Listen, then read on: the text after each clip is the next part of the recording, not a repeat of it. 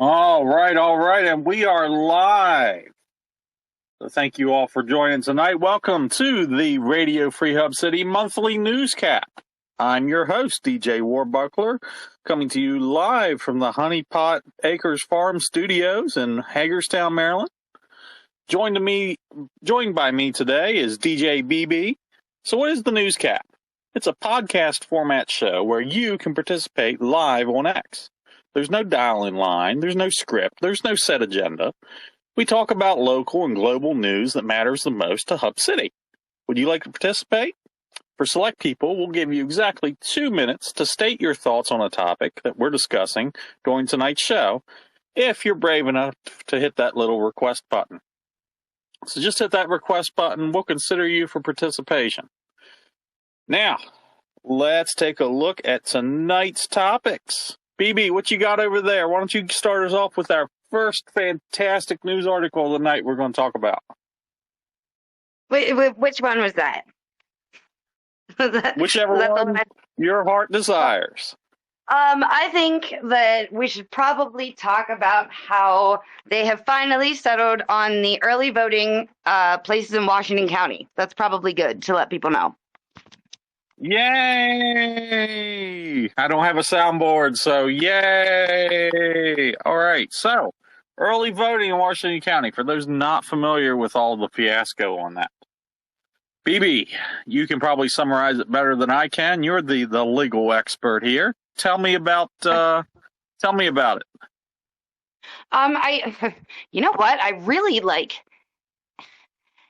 it. Okay, so the early voting stations were meant to be Hagerstown on Virginia Avenue, and then Hancock and Boonesboro. And then I guess the Board of Elections was just supposed to kind of yay or nay that all of those locations had met the criteria to be an early voting station. Like, were they wheelchair accessible? Did they have adequate parking? Things like that. Like, there's a list of just very basic, like, it has to have these certain things. And then I suppose somehow they mistakenly or somehow got confused and wound up suggesting that instead of Hancock, which did indeed meet all of the requirements, that there should be another early voting station in Hagerstown, in downtown Hagerstown. And so a group of locals, including the county commissioners and Adam Gravel, who's a well-known local attorney, they actually took the state board of elections to court, and it wound up in the Supreme Court. And they had to go to mediation to work it out because the state board of elections was not supposed to decide if there was a location that was better than Hancock. The locations had already been kind of predetermined, and they were just supposed to say whether or not those locations did indeed meet the criteria necessary, and Hancock did. So it seemed like there was a whole lot of confusion, even with the courts. They weren't really sure. Like, nothing with any specificity was saying what you should do if this accidentally happens. So they finally got that hashed out. And they have announced where the early voting stations will be. So there's that. So, and the final locations for the early voting stations: one in Boonesboro, one in Hagerstown, and one in Smithsburg. So now we've got early voting stations all up and down the east side and the center of the county, but the west side of the county once again gets left out in the cold, and that is such a shame. So, all right, well, next one I wanted to chat about, and I want to go through as many as we possibly can here, because I know we, for being such a small area, we sure do have a lot of stuff. So next one I wanted to chat. Some of it we can even talk about in public. Huh? I said some of it we can even talk about in public. Yeah. Yeah. So next one I wanted to chat about is, and this was actually one that we investigated ourselves.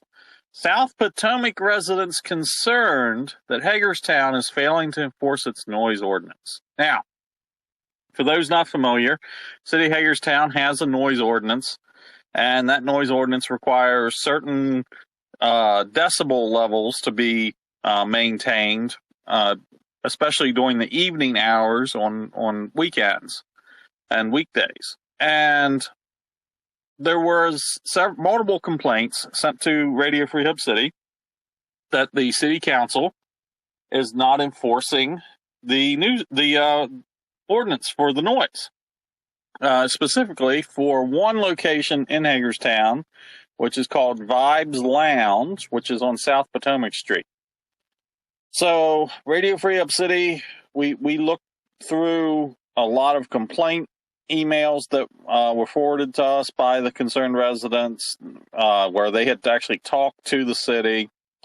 We went in and we measured the noise levels outside of Vibes and found that so the city requirements for the time that we took the measurements, because it's considered a commercial area, noise levels aren't supposed to exceed 67 decibels. The noise levels outside of Vibes Lounge were at 77 decibels, which is actually because the decibel scale is logarithmic. That's 3 times as loud as that 67 decibel cap. So, unfortunately, we went through, we actually compared the number of noise complaints to other businesses in the area that are similar businesses. None of them had noise complaints except for Vibes, which had 12 complaints. But none of those complaints had an associated report number, which means that they weren't found as an actual valid issue. The city of Hagerstown's response to this, whenever citizens have complained about it, has been that they have investigated multiple times, there are no violations, and that as long as there's no violations, nothing will be done. So it's very sad to see what's going on with the city there. And I think it's really interesting how this just happens to be where the mayor's campaign event got kicked off from. So, and to be clear, we didn't, neither one of us lives downtown. We had no idea. Yeah. People reached out to us saying, like, we've tried to address this with the proper outlets, and, like, stuff in my house is shaking. Like, I don't know what to do. And, when we first were contacted, I was kind of thinking, like, people were just being curmudgeonly because, I'm all the time in, like, loud places with music and stuff. So I'm thinking, like, what, how bad can it be? Like, it can't. I wasn't expecting that it would be that far past what is acceptable, and it's kind of a bummer because it seems to be kind of a unique place that people, like the customers, seem to be very loyal customers. Like they seem to have return customers that go there frequently. And, like, I'm wondering if something just can't be done. Like, maybe they could just, arrange the sound system a little differently, like maybe put up some paneling or adjust the speakers or something, you know what I mean? Like, just something to do so that it's still fun and they can still have their music, but it's also not, like, actually rattling windows. Like, yeah. No, I agree. I mean, I also wonder, too, if maybe that could be addressed just through some soundproofing, I mean, you and I... Well, yeah, that's what we run sound everywhere. Like, there are places where sometimes you're in a place and it seems like it's a normal volume, and then you walk outside and you're like, I can hear that in the parking lot, just because the way it resonates off a wall, or right. Especially if you have a big front window, something like that, like... Just anything like that, even like, turning a speaker a couple degrees another way changes the sound. And, there's probably a very easy solution to this where everyone can be happy, Yeah, I agree. And I want to make it clear here. I'm definitely by no means targeting Vibes on this article. Okay. The concern that was really to us is that the council's failing to enforce. It should be addressed. because we don't want people to be angry at a local Right. business. Like we want people to enjoy a local business. So like if there's a very easy solution to this, or like maybe they aren't aware that like, if people are complaining but nobody is telling the establishment that they've gotten complaints and they're in violation, like they might not even realize that people are being bothered. So it's, Yeah. that's why we have the same rules for everybody. That's why it's supposed to, it's supposed to be kind of an across the board enforcement type of thing. Like, Yeah. Well, hopefully now that we've done our investigation, the city council will hopefully address it, or the incoming city council after the elections. We'll see. So, all right. yeah, and hey, Phoebe. if this gets back to anybody from Vibes and you want someone to come take a look at the sound, hit us up. Like, we'll see what we can do. Like, Yeah. not a problem. Yeah, and to be clear, we're not offering for that service to be paid. Okay, you guys want us to come in here and look at the sound? I am happy to do that, no cost. Okay, that's specifically for Vibes now. Now, if somebody else reaches out to us and wants us to look at your sound, I'm going to charge you. But for this case, I'm definitely going to say, hey, you want us to come in and look at it? We're happy to help you resolve that issue. So, all right, BB, what's your next article you got? What's your next story?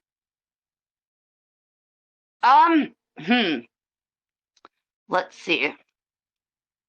I read today that once again we are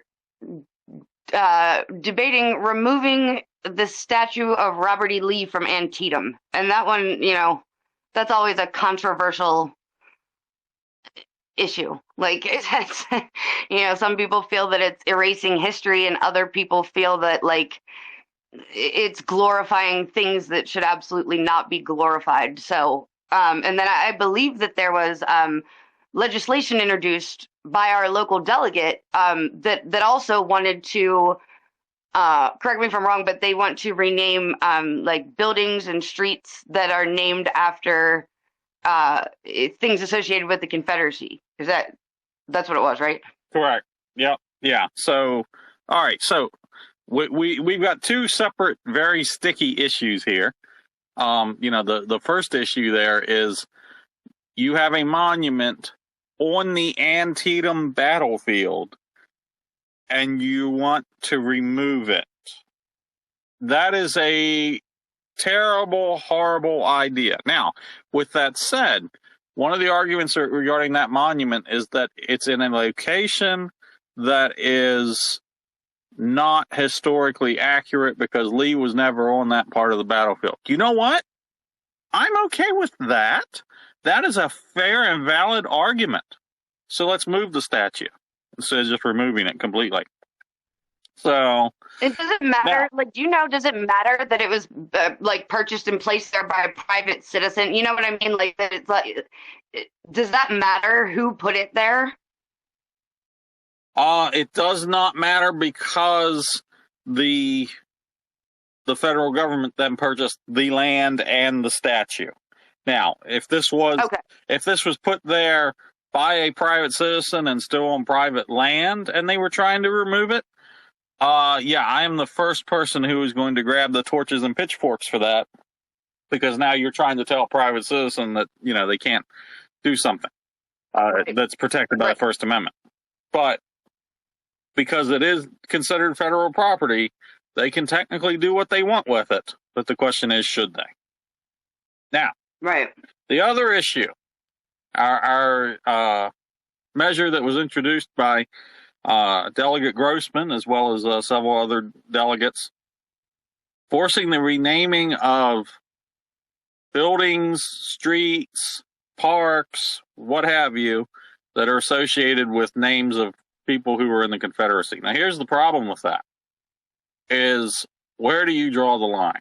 All right. And let's completely ignore the fact that you're talking millions upon millions of dollars just to, change all those street names and change and set up all the logistics for changing everything, for the fact that our own Department of Motor Vehicles, the Motor Vehicle Administration here in Hagerstown area, is on HK Douglas Drive, which is named after a gentleman who was not a colonel in the Confederacy, but he did serve in the Confederate Army. He was a colonel in basically the Maryland National Guard. Now, here's the question is, so do we remove that name, rename that road, even though it was named in honor of his service to Maryland after the Civil War? That is a very sticky subject. I think that's going to be very hard to draw a clear line as far as what gets renamed and what doesn't. I mean, I agree with you 100%, but I also, like, you know, the super ridiculous part of me also thinks that, like, there is an upside to this because, like, sometimes I know it's stupid, but it really does bug me that, like, you know, things are named, you know, whenever a town is founded and, you know, things are established. And I kind of feel like, you know, why should people hundreds of years ago get to name everything? Like, you know, every century, like, maybe let's just rename everything. Who cares, you know? So, like, I think it would be cool if, like, if we're renaming this stuff anyway, like, you know, let people vote on what we are calling the streets that, like, that I guess that's my main question is, like, okay, so let's say that we all agree, okay, that's fine. Like, let's rename everything. But what do we rename? You know what I mean? To what? What are we going to call it then? Alligator Way. I am for I think Alligator Alley would be great because Yes. the alligator's name is Alley. Like, I am like, I think that's just perfect. But, like, you know, you know, we're talking the state of Maryland as what, you know what I mean? Like, there's a lot, like, buildings and things like that, like, you know, does whoever, like, let's say it's a building, okay, and there's businesses in there, do they have some input on what it's going to be called, or does the state rename it? Like, I guess I'm just wondering how, like, what are, like, what's the protocols and parameters for this procedure? I am sure that I can come up with some satirical names for every single one of the buildings and streets that they need to rename. I'm happy to do that for them. Once again, no cost. Happy to do that as a public service because everybody needs a little more humor in the world. So speaking of humor, I really think so. Speaking of humor, like, that'll bring us to our next topic. However, before we go to that topic, a quick word from our sponsor.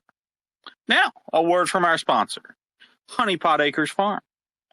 Do you want to eat healthier, but don't trust all those preservatives that they put in the grocery store food? Try Honey Pot Acres Farm, where technology meets nature. Our GMO-free, all-natural products are bursting with flavor and nutrition. Orders for monthly pickup or delivery of microgreens are now available. Visit honeypotacres.com to order today. All right, so now that I've got that out of the way, which, by the way, I happen to be the owner of Honey Pot Acres Farm, so technically it's not actually sponsored because we got paid nothing for that. But shameless plug. Absolutely. But let's talk satire. So there was this past month a local satire site, which is called the Washington County Sheriff's Office. Not sheriff, serif, as in the font. Posted a post about alligator prostitutes in downtown Hagerstown. Dinosaurs. They were dinosaurs. I'm sorry, you're right. They were dinosaurs. Sorry. Yeah. So I got alligators on the brain. This story actually went like viral nationally to the point where DC 101 actually ran a story on it thinking it was real. Oh my God. You know, I don't know who runs that page, but hats off. Yeah, we don't know who you. those sociopaths are. Definitely no association. Yeah, I suspect it's one of the county commissioners that runs it. I really do. You know, it seems like some stuff that, you know, reads like meeting minutes to me. Yeah. So hats off to you, whoever it was that created that page, and the Dino Divas. Yeah, it's fantastic. It's still getting comments today, and it was actually posted on February 3rd. So it's amazing to me how much that spread and how many people actually thought it was real, and I'm also terrified by that. So, yeah. The news is fun. Yeah. So, all right, BB, what's our next topic? Oh, man, like, I have to bring it up. I don't want to, but I have to bring it up. So I was looking for stuff to talk about today, and I found out that the FBI has a hockey team, okay? And now, and all I know is that they won in overtime against the Secret Service. And so, like, now I'm, like, down this whole rabbit hole wondering, like, what other federal agencies have hockey teams, because I love hockey, and I was not aware that you could just, like, watch the feds, like, high stick each other, and, like, you know, I think that's super great, and I've been wasting all of my time hating on, you know, the flying boxcars just because. This entire time I could have been, like, hating on the Fed Hockey League, and so, like, I just feel grievously misinformed and ignorant here. And you know, I gotta find out more about this and add it to the sports coverage, because, you know, I wonder if, like, you can watch this. Like, does it stream somewhere? This sounds amazing. And are there other sports? Like, what other sports do they have? I do know that Congress has regular baseball. I think it's baseball or softball games that they actually play. I think it's usually like a charity game or something like that. So I wonder if the FBI is doing something similar. Yeah, the FBI and the Secret Service, the proceeds from that game went to raise money for servicemen and women that were killed in action, you know, for their families, or I believe even wounded, like for the care of people that served in the military or other federal agencies where they were in some type of combat situation and were injured or killed or otherwise harmed. So, like, it did go to, you know, the proceeds went to a super great cause. So I can't, you know, crap all over that, but I'm definitely going to crap all over the fact that the FBI has a hockey team. Fantastic. Like, I want to know if you can buy merch. I want a jersey or a sweater. Fantastic. All right, so we've got a write-in comment here about a story that's developing in Hancock, apparently, and this is something I hadn't heard. Apparently, Hancock has been overrun with stray cats. Now, okay, I was not aware of this, but this sounds interesting. So this, I think, might be a rabbit hole, because I recently found out that in my neighborhood, I live in Halfway, there's all the time stray cats, and a lot of us have pet dogs and cats, and it's, like, super problematic when the strays, you know, like, your pets try to get after them, or they tear into your trash, or, you know, they're just ill or whatever. And so we actually found out, like, our neighborhood was like, I have seen this cat before. I took it to the SPCA. So we actually contacted the SPCA, and they told us that what they do is they fix the cats, and then they dock their ears, and then they literally just dump them back in the neighborhood where they came from. So I'm wondering if that happens other places. Like, it can't just be my neighborhood where this is happening, where they're just returning them to wherever they were found, spayed or neutered, like, with their ear marked, so that people know that they're fixed. I kind of got mixed feelings on that, because on one hand, I mean, some of them you might be able to put them in a home, but on the other hand, they are strays. They are very feral, probably. So, you know, I guess I understand the sentiment behind spaying them and then letting them live out their life, because you don't have to worry about population control that way, because they're not going to grow the population. But at the same time, right, it becomes a nuisance. There's got to be a place where you could, like, if you are just going to, like, turn them back loose, there has to be a place that is not a residential or commercial area. You know what I mean? Like, why not somewhere, with like lots of fields or trees or something like that. You know what I mean? Like why back on the streets where like, where like people live and it's a where they're a nuisance. You know what I mean? Yeah. Well, a very interesting topic. We're going to have to dig in that one a little bit further, I think. All right. Yeah. 5 minutes left in the show. This is probably going to be our last topic. This one just blows my mind, and that is Maryland man charged, and I think Maryland man is starting to compete with Florida now. Maryland man charged in red powder attack on U.S. Constitution at the National Archives. Donald Z, because I don't know how to pronounce that last name, 35 of Maryland, and Jackson Green, 27 of Utah, were charged in an incident where they dumped red powder over the display case in the rotunda of the National Archives for the Constitution. And it cost $50,000 to clean it up, and the rotunda had to be closed for 4 days. Why did they do it? Why? Because they wanted to make a statement on climate change. Help me out here. How does that make a statement on climate change? What was the powder? Powder are we talking about? Just some sort of red powder. Yeah, I mean it. They just go to just skip in the Dollar Jeezy and get some Kool-Aid on the way down there. What happened? Maybe it might have been confetti. Who knows? But yeah, I mean that's so you're going to add this mystery red powder to a building that's now going to cost thousands of dollars to clean up, and in the process, now you've got who knows how many gallons of liquid that's now contaminated with this red powder because you're trying to clean up the mess that somebody made in the name of climate change.